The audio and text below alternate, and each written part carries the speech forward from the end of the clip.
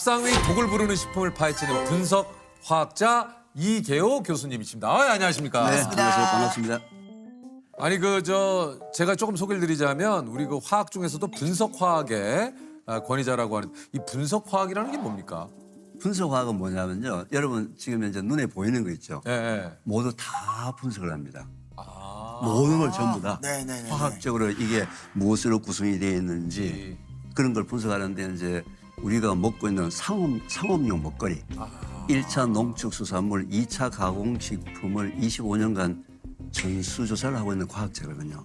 그러니까 우리의 먹거리, 그러니까 우리 식품들을 다 말 그대로 성분 분석을 하시고 이런 걸 다 하시는 거군요. 예, 주로 이제 성분 분석 중에서도 유해 물질, 아하. 예를 들면 뭐 농약, 예, 중금속 또는 뭐 발암 물질, 예, 뭐 예. 이런 부분들을 이제 분석해서 아니 어쨌든 이게 이제 교수님께서 젊은 세대의 장 건강에 좀 걱정이 좀 많으시다고요. 우리나라가 20세에서 49세까지 젊은 사람들의 대장암 환자가 전 세계 몇 등쯤 할까요? 굉장히 높은 순위인 걸로 저는 알고 있어요. 한 1, 2위? 1, 2위?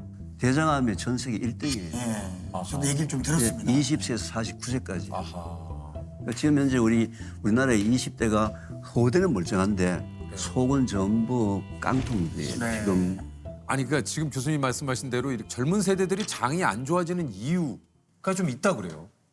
전 세계적으로 밝혀져 있습니다. 이제 먹거리, 생활 습관, 아하. 그다음에 정신적인 환경. 그래요? 이 세 가지가 이제 접목이 되는데 우리나라는 이 세 가지가 다 최악이에요. 일단 먹거리를 보자면은 첫 번째 대장암의 먹거리는 고기예요. 육식. 육식. 근데 고기는 아무 죄가 없어요. 그럼 뭡니까? 먹는 사람이 문제라서 그렇지. 고기는 아무 문제가 없어요. 첫째, 고기를 많이 먹으면 좋다고 알고 있죠. 그렇죠. 그죠? 요즘 그 단백질 섭취에 대한 좀 네, 고기를 얘기가 많이 먹으면 많잖아요. 좋다고 알고 있잖아요. 근데 고기는 우리가 먹어야 되겠죠. 왜? 이게 다 단백질이잖아요. 머리카락도 단백질이에요. 그렇죠. 근데 머리카락이 하루에 자라는 길이가 정해져 있어요. 그 얘기는 무슨 얘기냐면 하루에 필요한 양의 단백질이 있단 말이에요. 세계보건기구 홈페이지에 하루에 필요한 단백질 양을 정해놨습니다. 그게 자기 몸무게 1kg당 하루에 필요한 단백질이 0.8g. 0.8g. 계산하기 복잡하니까 제가 0.2g을 보너스를 드릴게요. 그래서 그러면 내 몸무게가 60kg이라면은 하루에 필요한 60g 필요하죠. 60g만 먹으면 되네요. 그런데 내가 회식한다고 해서 100g의 단백질 먹었어요. 그럼 몇 g 초과됐죠? 40g이죠. 40g 초과됐죠. 대한민국에 사는 모든 사람들은 초과된 단백질은 내일까지 저장이 된다라고 알고 있기 때문에 그러니까요. 조금 많이 먹으라고. 그럴 것 같은데 단백질은 좀 많이 먹어야 된다고. 많이 먹어야 된다고 그죠? 네. 근데 문제는 맛있게는 먹었는데 그 40g이 소변으로 다 빠져나가요. 아하. 그래서 그날은 다른 날에 비해서 소변이 뿌옇고 거품이 많이 나온 날이에요. 네. 그래서 단백뇨가 나오는 경우도 있는 그렇죠. 그런데 일단 한국 사람들 고기를 보면 눈빛이 바뀌어요. 그래서 그냥 일단 회식에는 고기가 있어야 된다 이게 이제 그렇지. 좀. 그래서 고기를 먹지 말자가 아니고 있기도 전에 먹죠 뭐. 고기를 먹지 말자가 아니고 조금씩 나누어서 매일매일 먹으면 아무 문제가 없는 이 고기를 아하. 한꺼번에 앉아서 너무 많이 먹어요. 밥이나 떡이나 국수나 빵을 먹으면 보통 위에서 2시간 정도 머물러요. 근데 고기는 소화 속도가 느려요. 아하. 3시간, 4시간 걸리거든요. 그래서 옛날에 어르신들이 고기 먹으라 그러면서 고기 좀 먹어봐라 든든하다 이렇게 얘기를 해요. 근데 고기가 좋아서 든든한 게 아니고 소화가 안 돼가지고 든든한 거거든요. 자기 직전에 고기 먹고 또 내일 아침 일찍 출근해야 된다고 12시에 침대에 가서 코 드르릉 골고 자면서 장한테는 야근을 시키고요. 너는 들어간 고기 소화시켜놓고 자거라. 여러분 주무시는 동안에 장은 계속 새벽 2시, 3시까지 일을 합니다. 장은 밤에 잠을 자야 합니까? 안 자야 합니까? 자야죠. 당연히 자야죠. 그죠? 당연히 자야죠. 그래요. 그러니까 이제 교수님 얘기하시는 건 고기를 먹지 마라가 아니라 고기를 먹되 과다하게 먹지 말고 일단 무엇보다 사람이 잠을 자듯이 장기도 좀 잠을 자야 되는데 휴식 시간을 줘야 되는데. 휴식 시간을 좀 줘야 된다. 그러니까 이렇게 과다하게 섭취하는 영양분이 결국은 몸속에 영양분으로 저장되기도 하지만 독소로 또 남아가지고 사람 인체에 해를 끼친다 그런 얘기신 거잖아요. 그렇죠. 입으로 들어가는 것이 전부 다 약이 되는 것이 약이 되는 아니고 건 아니다. 약도 되고 독도 되는데 지금은 다 독이 되는 선택을 그러니까요. 특히 젊은 세대들이 하고 있으니까. 그리고 고기를 구워 먹는 게 맛있어요? 삶아 먹는 게 맛있어요? 사실상 저는 구워 먹는 게 맛있죠. 예. 그렇죠? 구워 먹는 게 맛있잖아요. 그죠? 그 당연하죠. 근데 고기가 조금이라도 타잖아요. 검게 탄 부분을 끊어서 저희 연구실에 가서 분석을 해보면 벤조피렌이라는 1군 발암물질이에요. 자, 1군이라는 얘기는 뭐냐면 그 고기가 지나가면서 접촉하는 식도점막, 위점막, 장점막에는 암세포가 100% 생긴다. 100%예요. 100%. 아, 그런데 검은 고기 많이 먹었잖아요. 근데 암으로부터 자유스럽다. 이건 1960년대에 나온 이론인데 건강한 사람도 매일매일 몸속에 암세포가 생겨요. 왜냐하면 그 얘기 들은 적 있어요. 왜냐하면 입과 코로 들어가는 음식, 공기, 물 중에서 발암인자를 피해서 살 수 있는 방법이 그러니까요. 없어요. 근데 다 암 환자가 안 되는 이유가 면역력이 정상을 유지하고 있으면 면역세포가 암세포를 100% 제거해요. 자, 내가 면역력이 좀 돼 있는 상태에서 검은 고기를 먹은 사람은 괜찮은데 면역력이 떨어졌을 때 먹었던 그 검은 고기가 10년, 20년 뒤에 운명을 바꾸는 거예요. 아니 이게 참 그 뭐 아니 그래서 이게 이제 그 교수님께서 이 좀 얘기를 하신 게 있어요. 필요한 양만큼 먹고 충분한 수분을 섭취하고 찬 음료 먹지 말고 장내 유익균을 좀 늘려라. 찬 것도 먹지 마요, 교수님. 찬 것도 먹지 마라가 아니고 이제 예를 들면 이런 거예요.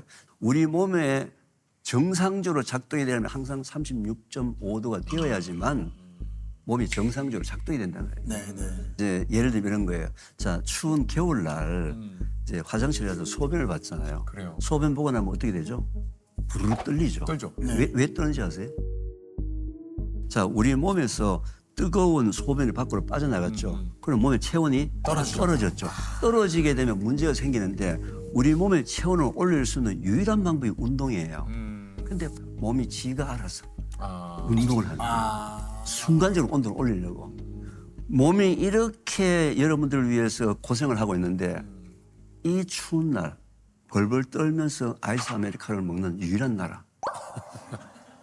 이게 대한민국이에요. 그죠? 뭐 겨울에도 뭐 얼주가라는 얘기도 있죠. 글쎄요. 얼주가죠. 네. 그러니까 제가 이런 얘기에 대해서 또 이제 우리 젊은 여성들이 놀랄 수도 있는데 그런데 이 20대, 30대 미혼 여성들 현재 유방암 숫자가 미국보다는 3배, 4배가 더 많아요. 우리나라가. 그렇게 비율이 높습니다. 예, 더 높아요. 왜냐하면 몸의 체온이 떨어지게 되면 면역력이 떨어지거든요. 그럼 면역력이 떨어지게 되면 감기부터 암까지 모든 질병은 아까 얘기했지만 면역력 저하에서 생기는 거거든요. 이 우리 지금 말씀하신 대로 늘상 이 암세포에 우리가 이제 뭐 노출이 돼 있고, 그러니까 이것을 이겨내려면 우리 몸속에 이제 면역력이 높아야 되는데 유산균도 좀 얘기를 좀 뭐 하셨잖아요, 교수님께서. 네, 이제 장 건강하게 되면은 실제로 장내는 미생물이 장 건강을 좌지우지하는 거예요. 장내 미생물은 유익균도 있어요. 유익균이요. 유해균도 있어요. 그다음에 중간균이라는 녀석이 박쥐 같은 녀석이 한 70%가 있는데 유익균이 조금 많으면 이 70%가 유익균 쪽으로 가서 장 건강이 순간적으로 좋아지는 거예요. 그 유해균이 조금만 많으면 이 중간균 70%가 또 유해균 쪽으로 가서 장 건강이 나빠져요. 그럼 장 건강에 내가 지금 좋은지 안 좋은지 개인이 어떻게 판단하냐면 첫째, 변비나 설사가 너무 심하다. 둘째, 자기 방귀 냄새나 변 냄새가 너무 지독하다. 방귀 냄새나 변 냄새가 지독하다는 얘기가 무슨 얘기예요? 내가 먹었던 음식이 아까 얘기했지만 장소에서 부패되고 있다는 거예요. 부패되니까 면역이 떨어질 수밖에 없죠. 그죠? 이제 이런 부분인데 유익균을 증가시키는 방법 중에 하나가 바깥에서 유익균을 넣어주면 되잖아요. 그렇죠. 그래서 이제 우리가 유산균, 그렇죠. 프로바이오틱스를 많이 먹잖아요. 맞아요. 그러면 끓여도 죽지 않고 냉동해도 죽지 않고 살아있는 균이 어디냐? 그게 바로 우리나라 전통 발효 음식 속에 있는 채소를 발효시킨 김치, 콩을 발효시킨 청국장, 된장, 전통 발효식품이구나. 그래서 더 중요한 게 물이에요. 물이요. 아까 이제 물 얘기하다 말이에요. 우리 몸의 70%가 물이에요. 이점 예. 물덩어리예요. 예, 예. 그래서 예, 물이에요. 저는 이제 70kg 정도 나가니까 그럼 그럼 49kg. 49kg가 물이에요. 출렁출렁 물이에요, 전부. 그런데 내 의지에 관계없이 호흡, 땀, 소변, 대변을 통해서 물이 밖으로 빠져나가거든요. 그럼 빠져나가는 양만큼의 물을 먹는 것은 인간이 지켜야 될 가장 기본적인 상식인데 네. 이걸 안 지키는 거야. 왜? 바쁘다고. 물맛 없다고. 빠져나가는 양만큼의 물을 보충해 주지 않으면 혈액이 끈적끈적해지겠죠. 혈액 속의 면역세포가 구석구석 다니면서 온몸에 있는 암세포들을 다 청소하고 싸움을 해야 되는데 혈액이 끈적끈적하니까 그 암세포가 있는 현장까지 갈 수가 없죠. 그럼 청소가 안 되는 거죠. 제거가 안 되죠.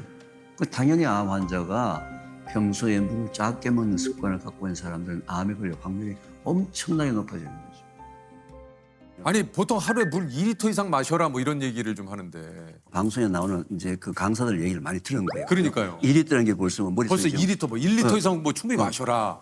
벌써 물 마시고 있잖아요. 지금. 물을 또 씹어 먹으라. 지금 해서. 벌써 이제 미리 중화를 시키는 거죠. 물을 씹어 먹어라. 예.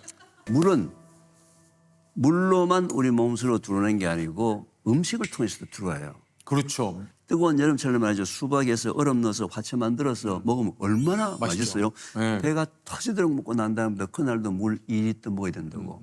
의무적으로 꾸역꾸역 먹은 날은 물을 많이 먹은 날이에요. 예.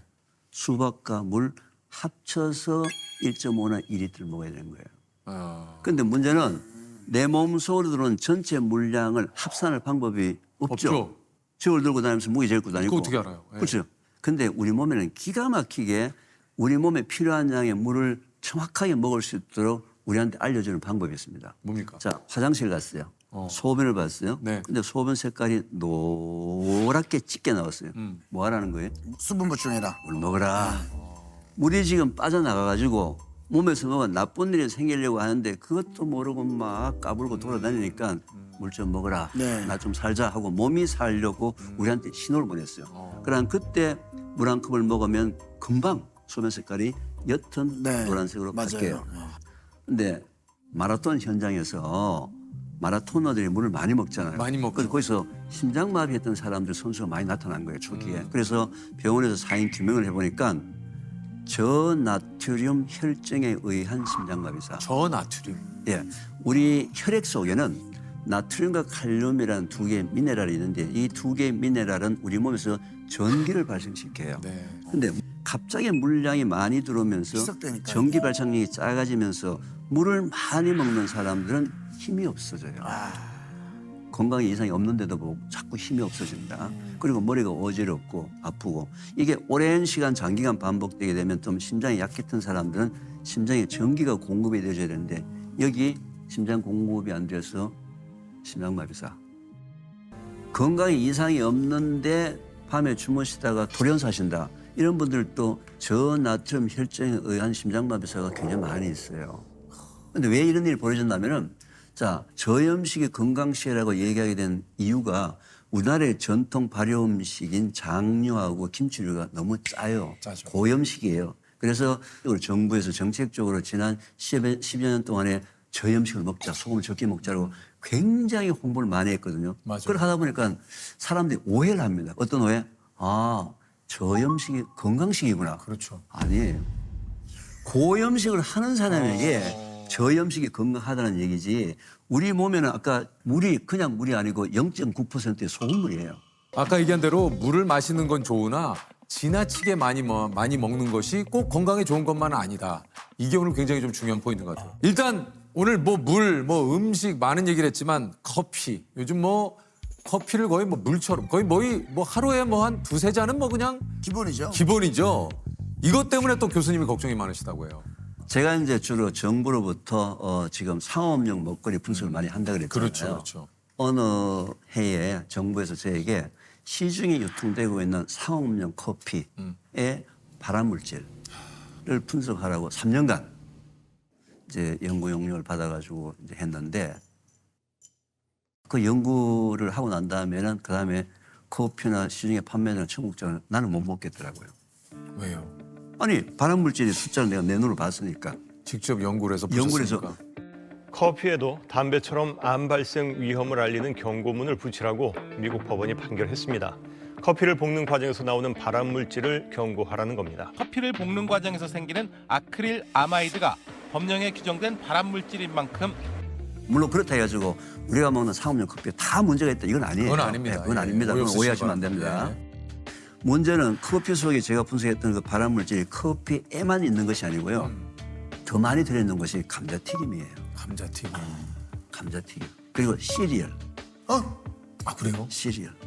저 아침에 우유에 시리얼 먹는데. 그래서 이제 이 시리얼, 감자튀김, 과자, 커피 속에 포함되는 이 발암물질은 원래는 다 없던 건데 만드는 과정 중에서 생기는 발암물질이기 때문에 그래서 해보니까 얼마든지 발암물질이 없게 커피를 만들 수가 있어요. 있어요? 예, 있어요.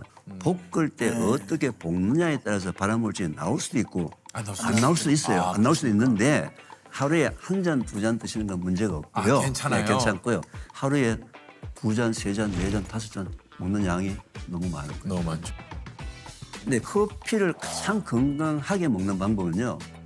커피를 약 10배나 20배로 희석해서 커피를 차같이 드시는 거예요. 연하게 먹는. 연하게. 아, 제가 아주 진짜 연하게 먹거든요. 네, 글쎄. 예. 예, 연하게 드시면서 이 향이 연하면 연할수록 우리 몸에서 더 민감도가 증가를 하거든요. 지금 민감도가 증가하면서 향을 즐기시면서 드시면 훨씬 더 우리나라 20대, 30대 여성들의 건강이 지금보다 더 좋아지지 않을까. 좋습니다. 아니, 어쨌든 지금 교수님이 얘기하신 대로 이게 커피를 먹지 말아라 이게 아닙니다. 또 혹시라도 또 오해가 있을까 봐 지금 다시 한번 얘기 드립니다만 뭐 늘상 우리가 이건 알던 얘기잖아요. 그렇죠. 지나치면 좋지 않다.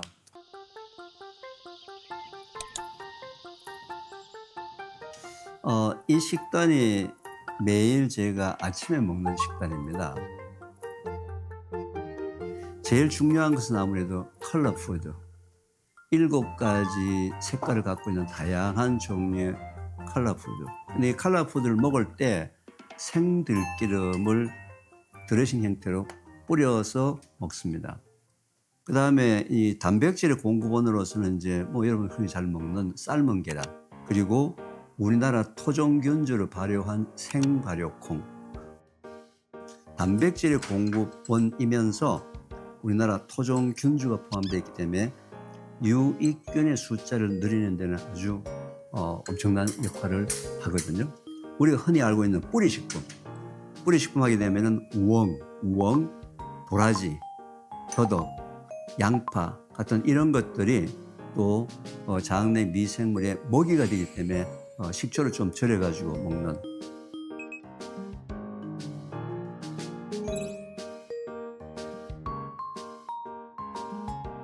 아침 식단이 매우 간단하게 먹지만 그래도 장 건강을 좋게 하는데 좀 초점을 맞춘 가장 좋은 어떤 균형 잡힌 식단이 아닐까 그렇게 생각을 합니다. 일단 저 오늘 교수님 뭐 많은 얘기를 해주셨는데 유독 그 이제 젊은 세대들에 대한 걱정을 좀 많이 하셨잖아요. 우리 또 20, 30대 젊은 분들께서 이렇게 음식을 조금 주의해서 영양소를 골고루 좀 섭취를 하고 이게 왜 중요한가를 좀 얘기를 해주셨는데 그 이유가 좀 따님 때문인 것도 있다고 얘기를 들었습니다. 그렇죠. 보통 제가 이제 그 얘기는 잘 안 하려고 해요. 왜냐하면 그게 아픈 추억인데 다시 회상을 하잖아요. 그렇죠. 그러고 나면 또 한 며칠간 또 좀 가슴앓이를 해요. 가슴앓이 하는데 물론 제가 이제 이렇게 건강 강의라든지 이런 강의를 암 환우 대상으로 지금 15년 정도 계속 이제 무료로 지금 강의를 하고 있는 이유 중에 하나가 우리 집 아이의 그 투병 과정 중에서 우리가 실수를 너무 많이 했어요. 실수도 많이 했고 시행착오도 많이 했어요. 그래서